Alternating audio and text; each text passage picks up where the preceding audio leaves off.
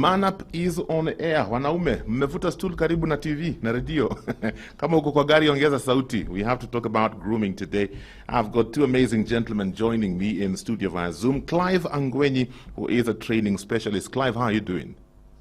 Doing really well, Pastor James. How are you doing? I'm fine. Karibu sana. Good to have you. Asante sana. We also have Mwenesi Musalia, who's a branding and imaging consultant. How are you doing? I'm excellent. Thank you, Pastor. How are you? I'm very fine. It's been a while since I hosted you. Good to have you. Thank you. It's good to be back. Yes. I'll begin with you. When we talk about grooming, what exactly are we talking about? We're talking about the essentials of basic hygiene.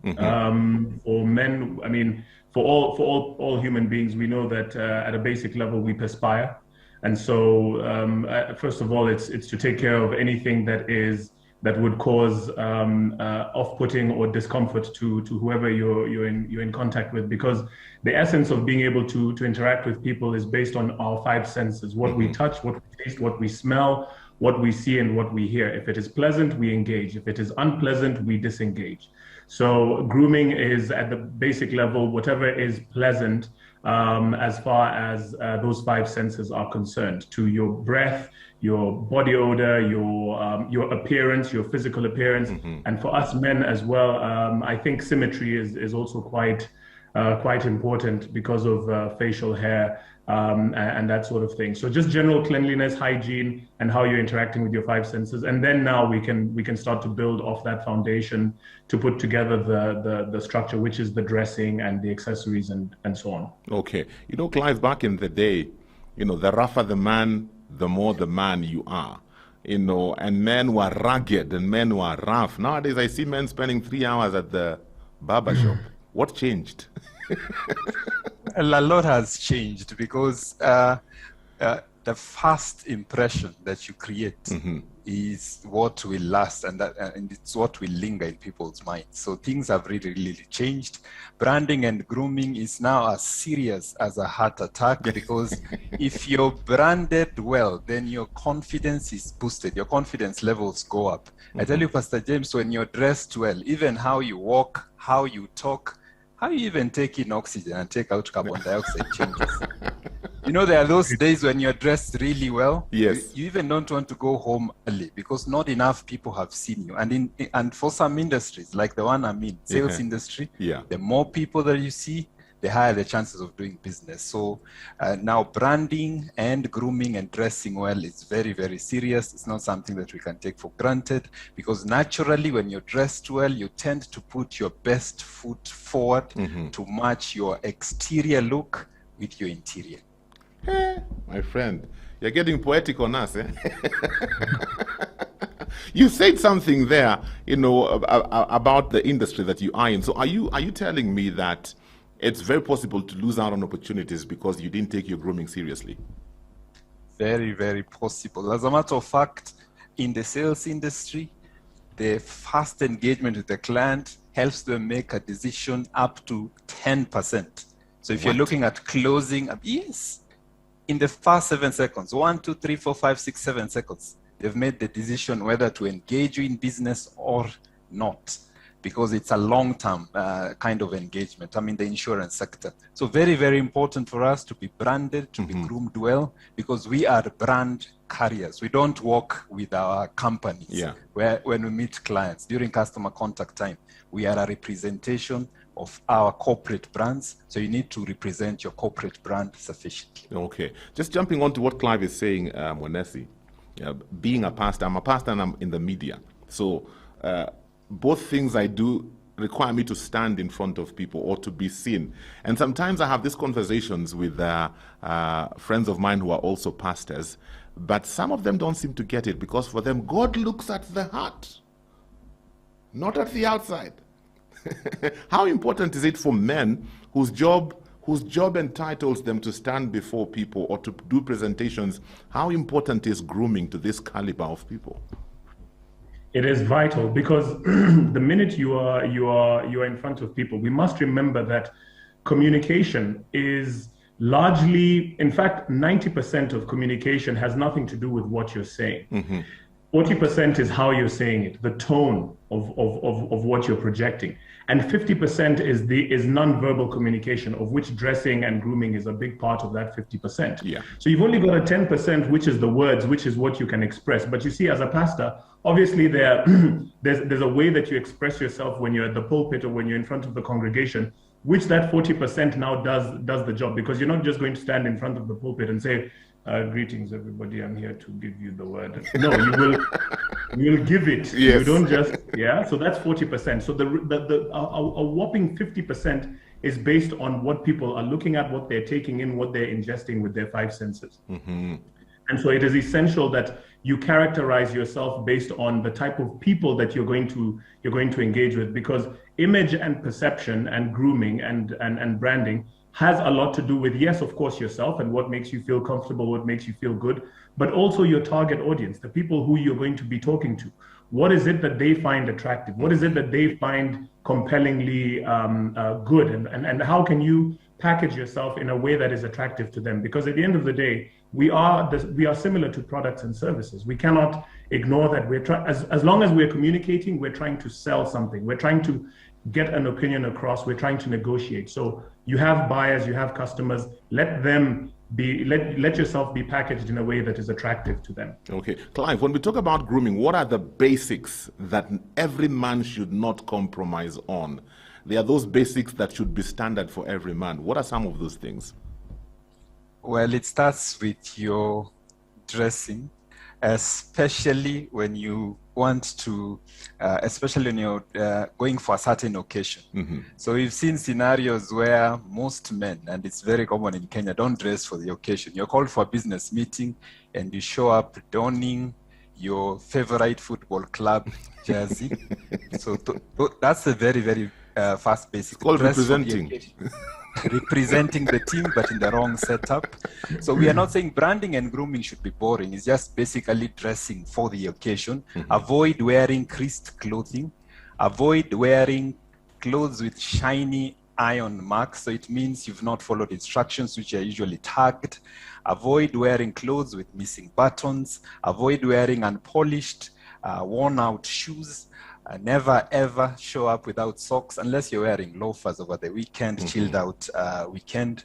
Extra loud and amusing ties is a no-go zone. I'm not even talking about the flower pattern ties. Those are highly acceptable. I'm talking about the glow in the dark ties. When you're doing a presentation, it may tend to distract people. Excessive jewelry is a no-go zone because basically it soils your brand, Mm-hmm. and people will concentrate more on the jewelry and not what you're saying and you as a personal brand. Then the Kuparara syndrome. Yes. Yeah, guys taking a shower and they remember about lotions and whatever they use on their faces or body later when they're walking out. You don't want to misrepresent your brand outside there. Last but not least, mwanaume si jasho. Put on that deo, put on that cologne, smell good, look good, feel good. I remember one time I used to work for this organization, Mwenesi, and all the men were called for a meeting. We were wondering, Mm-hmm. what's the deal? What's the deal? And basically the meeting was about grooming and especially body odor. I mean, I was so shocked that we needed to call all the men in the company, to be told about there's something called a roll-on. Because apparently the ladies had complained for such a long time. And I thought, okay, shouldn't that be a basic thing? Absolutely, and like I said right at the beginning, grooming starts with what people are able to perceive with their senses. Mm-hmm. So smell is a very important sense. Visual is very important, and it starts with your body before we even start to put things on. So your body has things. It has nails. It has hair. It has skin. It has as men we've got facial hair. When we wake up, when we go to bed, when we wake up. We have items that concentrate on our eyes and so on. So I think, first of all, especially for men, one of the things that is vital is for men to invest in mirrors. I know it sounds like such a basic thing, Pastor, but you'll be surprised how many men are loitering in this Nairobi and Kenya at large without even bothering to take a look at themselves in the morning, whether they wake up, whether it's during the time that they wake up, when they leave, or whatever it is. So look at yourself, look at your face, because that's the window to our interaction. Yeah. Your face is the first thing that we're going to look at, you know. If your facial hair is in the right place, if your hair is nicely done and it's neat and it's kempt, as Clive mentioned, Kuparara syndrome, you know, look like you at least care about lotion. And then go start looking at things like your hands, you know. I mean, nails. There are men who keep this this long whatever. You know, I mean, we're not hunter gatherers. I mean, right now our food thankfully is slaughtered for us. So I don't think we need to be attacking anybody with weaponry. Yeah? I think it's for scratching that place on your back that the hand cannot reach. No. It's just a bit crass. So your hands, anything that someone is going to be interacting with, and then obviously the odor that comes out. I mean, before most people were quite comfortable with it. I mean, you know, before our time. But now, like Clive said, you're in an industry which is mostly interactive. People are seeing you, they're interacting with you, they're smelling you. So odor, deodorant and cologne, these are two different things, because deodorant means you're deodorizing, you're masking or covering the natural odor that comes out, which might be unpleasant to most people. Yeah. And then after that, you have your cologne or your scents or fragrances, which again is just something small. It's not supposed to be overpowering. It's supposed to be just a little bit to accentuate, not and enhance, not transform how you smell. Because we're not here to transform a room. We're not air fresheners. We're men. Oh my goodness! Before we listen to some music, Clive, I'm just wondering, does grooming? Is there a connection between grooming and self-image? How you perceive yourself?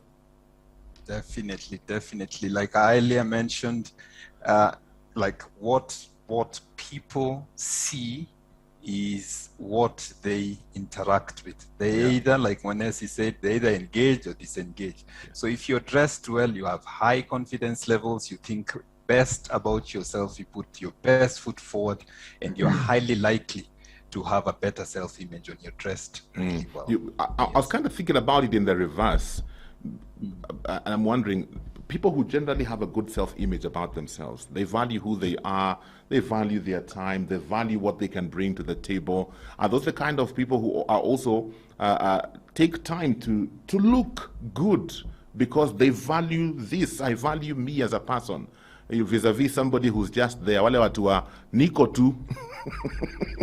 Totally, Pastor James. Definitely, when you invest time for branding and grooming, it shows that you value yourself best. And over time, you start making returns out of that self-image because you stand out even in the work environment, because people now take you more seriously, because you're taking attention to details, you look mature, and you represent your brand well. And guess what, Pastor James? Yeah. When you stand out, when you have a better self-image, in the long run, guess who gets a promotion at work? The person who's well branded. In fact, statistics indicate that people who are personally well branded, well groomed, and are tastefully stylish are highly likely to get 22% more salaries as compared to people who don't take their brand seriously. Okay, that's a good one right there. Do you have any questions for us? Mr. Mwanaume, talk to me. Grooming. All the questions you have, send them in right now. 20316 SMS line, WhatsApp number 0786 316 316. There's a comment here that says, consistency in grooming, as I have come to realize in my journey of transformation, influences your attitude. That is so true. It is Man Up. We are talking about men and grooming, getting to hang out with Clive Angwenyo, who's a training specialist, and also Mwanesi Musalia, who's a branding and imaging consultant. Your questions are coming in via 20316, WhatsApp 0786 316 316. Edward is laughing in traffic. He says, your guests today are on fire. I am in fits. My ribs are aching. Transforming a room with perfume. Glow in the dark ties.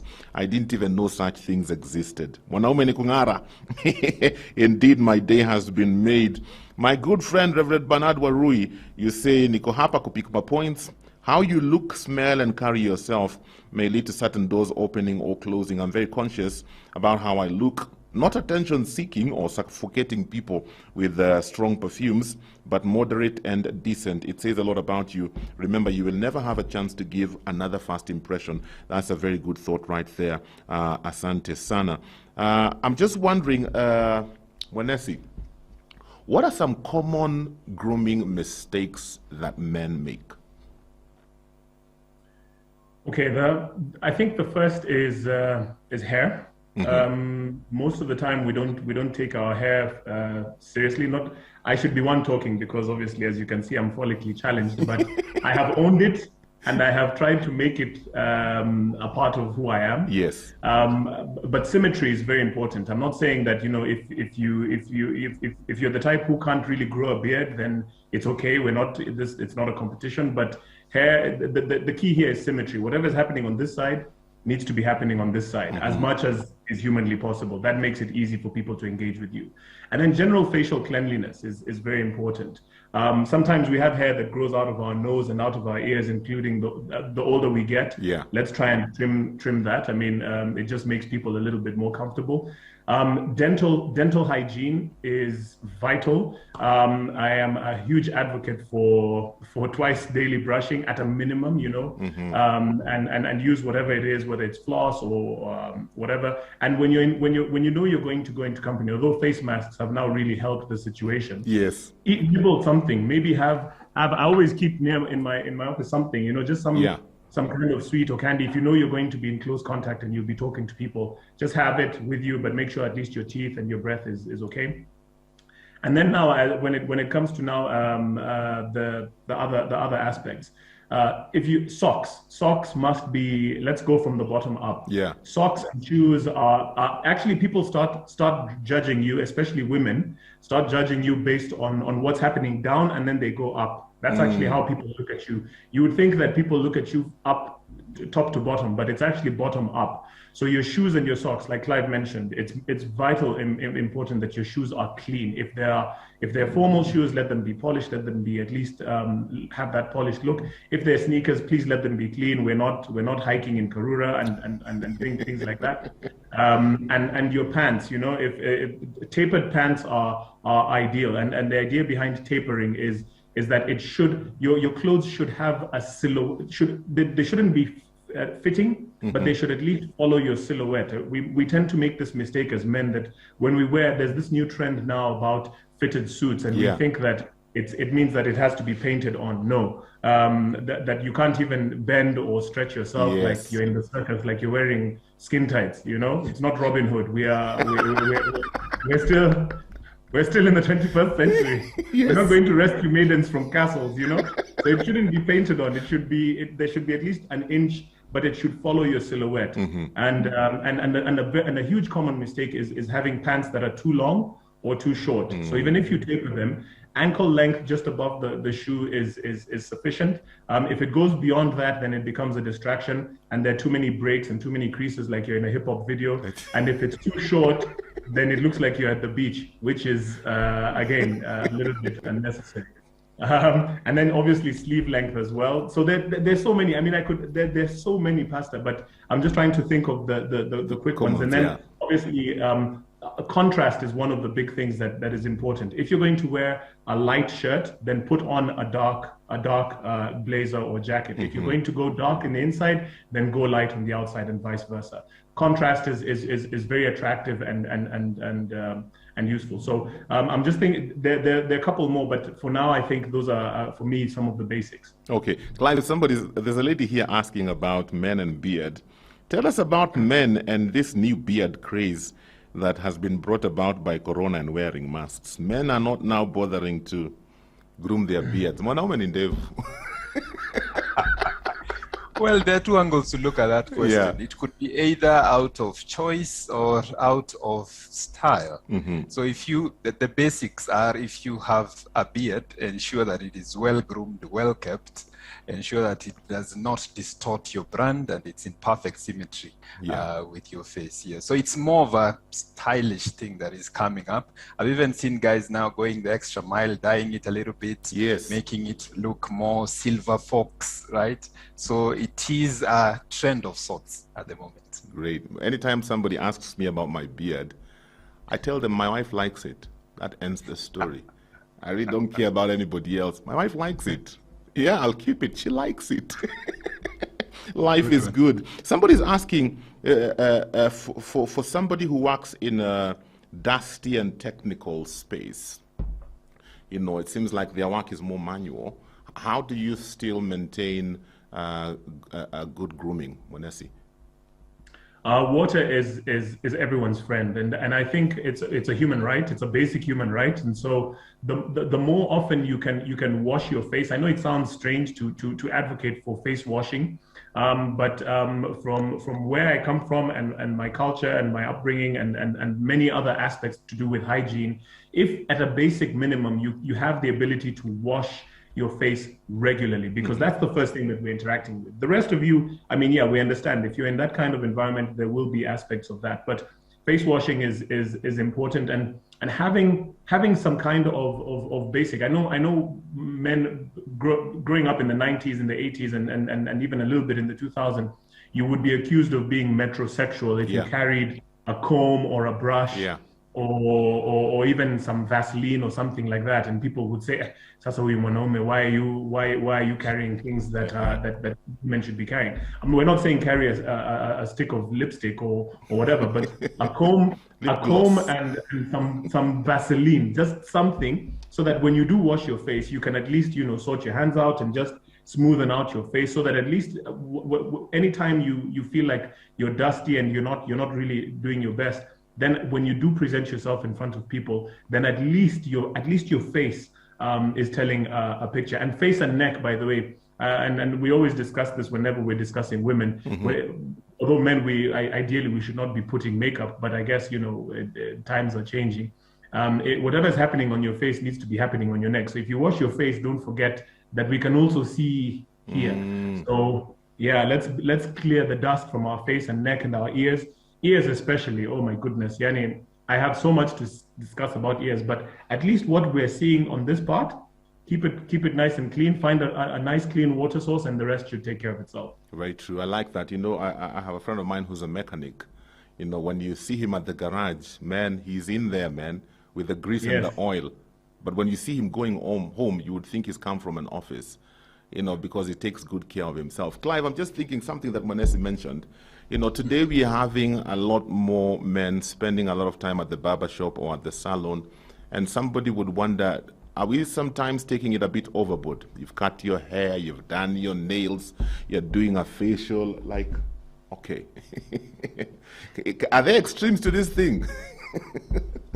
Well, I would not say that they are extremes. It's about guarding your brand jealously and meeting market demands. So the demands that may come either from your profession or just social setup, just how your culture is at that particular moment, who you're interacting with at social level. So I would not say it's overboard. I say do everything that is reasonable with regard to maintaining and enhancing your brand. Wow, okay. Somebody here says here, dental hygiene cannot be overemphasized.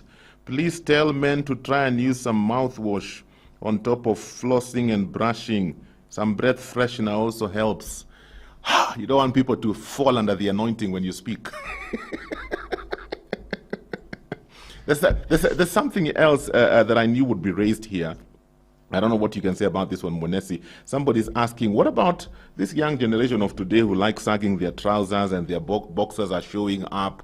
These are now the people who are getting into the workspace. And sometimes you look at the young people and how they're dressed and they're coming to work and you wonder, like, really? What can you say about that?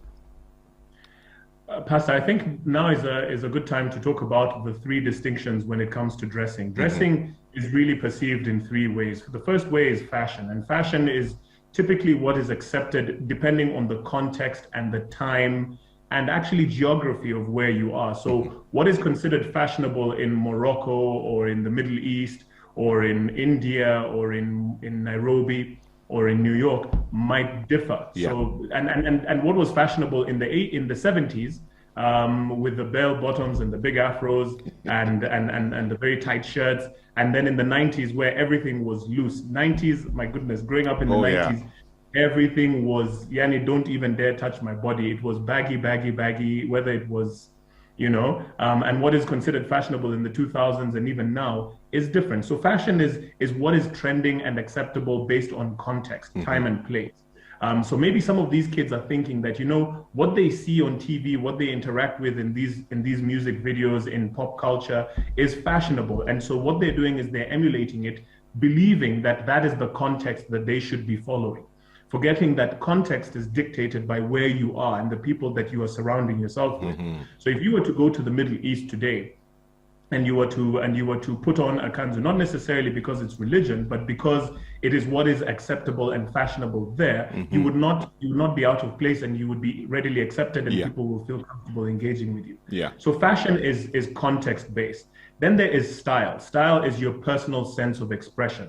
That is, so you've got fashion, which is a general concept which is dictated, and it changes. The fashion in winter is different from the fashion in summer. The fashion in Nairobi is different from the fashion in Dubai. But style is Pastor James, his own expression. He likes to keep a beard. He wears the kind of rimmed glasses, because you can also accentuate and accessorize depending on the type of glasses. You can have big ones. You can have the really small spectacles. You can have, I wear a ring on each hand.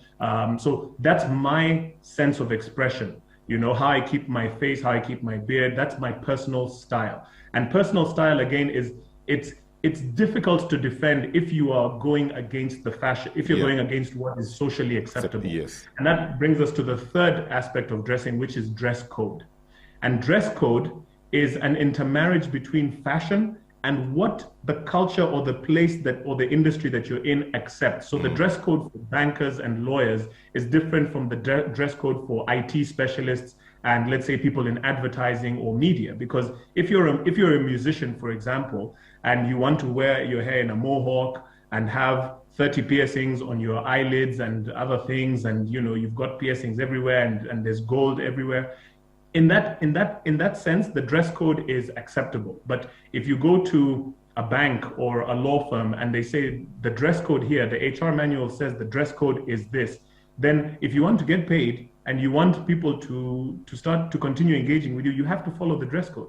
So it's always a balance, trying to strike a balance, these young people, of trying to be fashionable, trying to be stylish, and also complying with what dress code has been put forward, so that they can at least earn a living. Okay, wow. Gentlemen, imagine my time is up, unfortunately. And I feel like we needed to continue with this discussion maybe another time. Closing remarks, Clive? Pastor James, I encourage the men out there to guard their brand jealously. Yes. A brand is very, very important, because it's who you project out there. As a matter of fact, your brand is just like the billboard we see on the streets of Nairobi. You want to look your best when people are looking at that billboard. So guard that brand jealously, dress well, feel good, and also smell good. Great. Wenesi, closing remarks. How you look, how you smell, how you walk, how you behave, these things really, really matter. So do take them seriously. Perception is a lasting impression, and it's not just your first impression, it's your last impression as well. Awesome. Gentlemen, thank you so much for giving us your time this morning. We truly appreciate that. Karibu. Aya, mwanaume, watu waoge, wajipake rolon, wapige nguo pasi, brush your shoes, brush your teeth and floss, and everything that we have talked about. You may never know what kind of doors may open for you just because of how you've groomed yourself. Unfortunately, that's the time we have for today. For this and more of our shows, log on to www.familymediaonline.com to enjoy a wide variety of programs, from current affairs to testimonials and features, pastoral and inspirational shows, kids entertainment, and so much more. Also stream live on www.familymedia.tv.